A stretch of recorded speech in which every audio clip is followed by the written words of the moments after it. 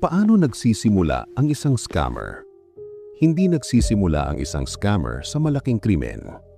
Hindi sila nagigising isang araw at biglang iniisip na manloloko na sila ng tao. Karamihan sa kanila nagsisimula bilang normal na tao. Katulad mo, katulad ko. May trabaho, may pangarap, may mga araw na pagod, pero tuloy pa rin. Kung makikilala mo sila noon, wala kang makikitang kakaiba. Hindi sila mukhang kriminal. Ang kwentong ito ay tungkol sa isang lalaki na tatawagin natin sa pangalang Marco. 28 taong gulang si Marco at nakatira sa isang maliit na apartment sa Quezon City. Hindi marangya ang buhay niya, pero hindi rin naman siya naghihirap. May trabaho siya sa isang electronic store sa mall. Araw-araw pareho ang routine niya.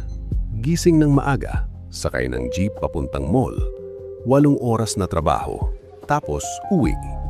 Ang sahod niya sapat lang. Renta, pagkain, pamasahe. Minsan may natitira pang konti para sa sarili niya.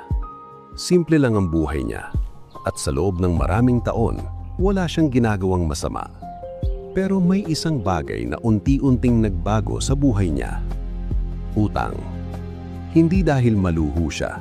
Hindi dahil gusto niya ng mamahaling gamit. Nagsimula lang ito sa isang emergency. Naospital ang nanay niya sa probinsya.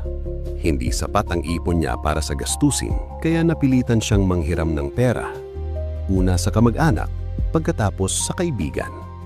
Nang maubos na ang malalapitan niya, doon siya napunta sa mga online lending apps. Nung una, mukhang simple lang. Madali ang proseso. Ilang pindot lang sa cellphone, may pera ka na agad.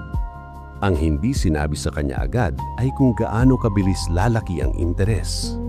Lumipas ang ilang buwan at napansin ni Marco na hindi na siya umaahon.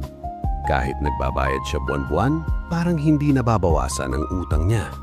Parang umiikot lang siya sa isang lugar. At doon nagsimula ang unang maliit na kasinungalingan. Isang araw, may customer na bumili ng second-hand na cellphone sa tindahan nila. Tinatanong ng lalaki kung original ang battery. Alam ni Marco na hindi. Pero sinabi pa rin niya na original ito. Hindi niya alam kung bakit niya ginawa iyon. Siguro dahil alam niyang kapag sinabi niyang replacement lang ang battery, baka hindi na ituloy ng customer ang pagbili. At kailangan niya ng sales. Kailangan niya ng pera. Umuwi siya ng gabing iyon na may konting guilt, pero hindi ganun kabigat. Sa isip niya, maliit lang naman iyon. Hindi naman siya ng scam. Nagbenta lang siya. Lumipas ang ilang linggo at napansin niya isang bagay. Madaling magsinungaling. Mas madali kaysa sa inaakala niya.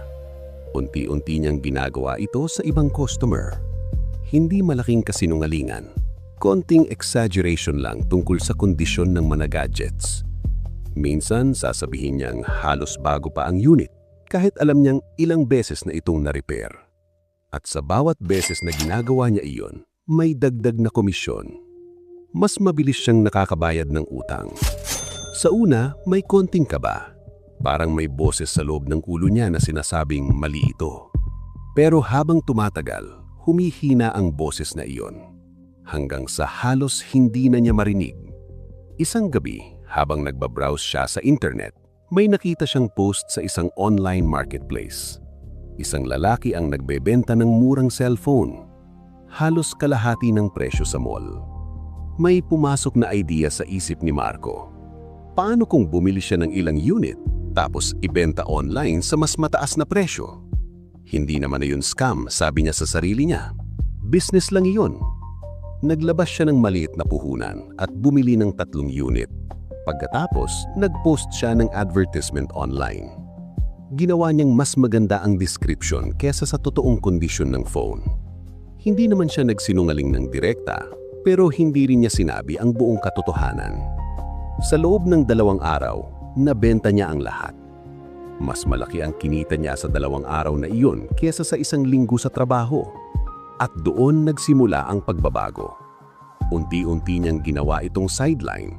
Bumibili siya ng murang gadgets, tapos ibebenta online ng mas mahal. Minsan hindi niya sinasabi na may sira. Minsan, hindi niya sinasabi na refurbished na ang unit. At sa bawat transaksyon, lumalaki ang kita niya.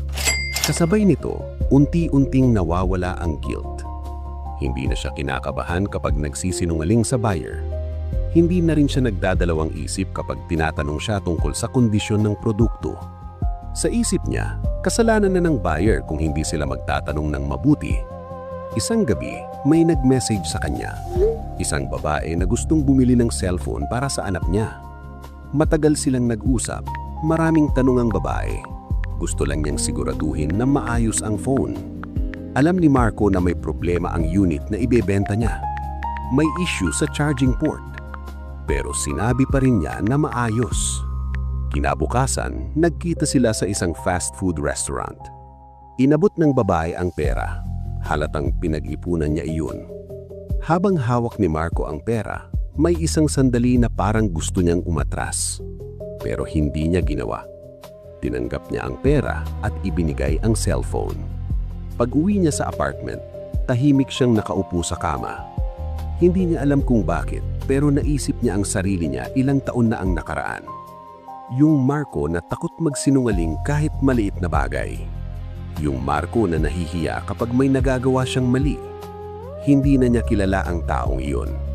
Sa loob ng ilang buwan, mas lumaki pa ang mga ginagawa niya. Hindi na lang gadgets. Minsan nagpo-post na siya ng item na wala namang talaga.